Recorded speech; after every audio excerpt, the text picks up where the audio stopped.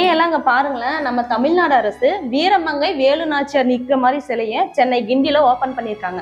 வீரமங்கை வேலுநாச்சியார் யார் தெரியுமா? ராமநாதபுரம் மன்னர் இருக்காருல்ல, செல்லமுத்து சேதுபதி, அவரோட ஒரே ஒரு பெண் வாரிசு தான் வேலுநாச்சியார். அவங்க வந்து 1730 தான் பிறந்தாங்க. பேர்த்தை பத்தி நீ சொல்லிட்ட, கலைகளை பத்தி நான் சொல்ற பாரு. அவங்க வந்து சின்ன வயசுலயே வந்து வளரி, சிலம்பு, வில்வித்தை, குதிரையேற்றம் இது எல்லாத்தையும் சிறந்திருந்தாங்க. அது மட்டும் இல்லாம அவங்க வந்து தற்காப்பு கலையிலயும் சிறந்து விளங்கினாங்க. அதனாலதான் அவங்க வீரமங்கை அப்படின்னு சொல்றாங்க.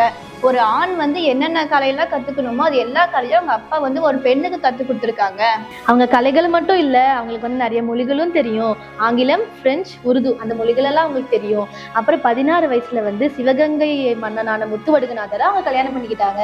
அப்புறம் வெள்ளச்சி நாச்சியார்னு ஒரு அழகான பெண் குழந்தை பிறந்தது. கல்யாணம் பண்ணது என்னமோ உண்மைதான். முத்துவடுகநாதர் வந்து கொலை செஞ்சுட்டாங்க. யார் கொலை செஞ்சாங்கன்னா 1772 ஆங்கிலேயர் வந்து காளையார் கோயில்ல வச்சு அவரை கொலை செஞ்சுட்டாங்க. அவரை கொலை செஞ்சதுக்கு அப்புறம் வேலுநாச்சியார் என்ன பண்ணாங்கன்னா தலைமறைவாயிட்டாங்க. நீ சொன்னது என்னமோ கரெக்ட் தான். அவரோட கணவர் முத்துவடுகநாதர் இறந்துட்ட அப்புறமா அவங்க வந்து அடைக்கலம் தேடி கோபால நாயக்கர் கிட்ட போறாங்க. கிட்டத்தட்ட 8 வருஷமா வந்து கோபால நாயக்கரோட அடைக்கலத்துலதான் வேலுநாச்சியார் இருந்தாங்க. அதுக்கப்புறமா ஹைதர் அலி அப்படின்ற உருது மன்னருக்கு வந்து உருதுல லெட்டர் எழுதுறாங்க. என்னத்துக்கு அப்படின்னா, நான் வந்து மறுபடியும் சிவகங்கை மாவட்டத்தை வந்து கைப்பற்றணும் அப்படின்றதுக்காக அவங்களோட ஹெல்ப்பை கேட்டு ஹைதர் அலிக்கு வந்து உருதுல லெட்டர் எழுதுறாங்க.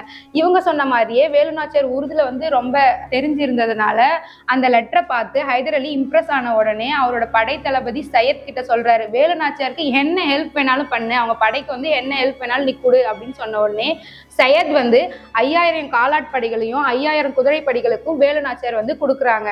அப்படி கொடுத்த உடனே வேலுநாச்சியார் வந்து த குயின் இஸ் பேக் அப்படின்ற மாதிரி திரும்ப வந்து சிவகங்கையை வந்து கைப்பற்றாங்க.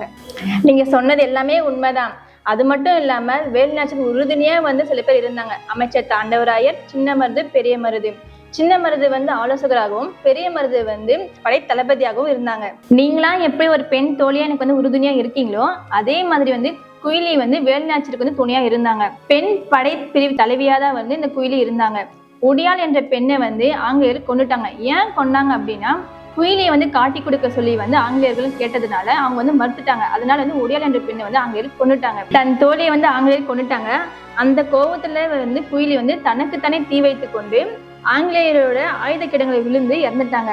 இவங்க தான் வந்து இந்தியாவின் முதல் மனித வெடிகுண்டில் இருந்த முதல் பெண் வந்து குயிலி. இது போன்ற பல பயனுள்ள தகவல்களை தெரிந்து தெளிவோம்.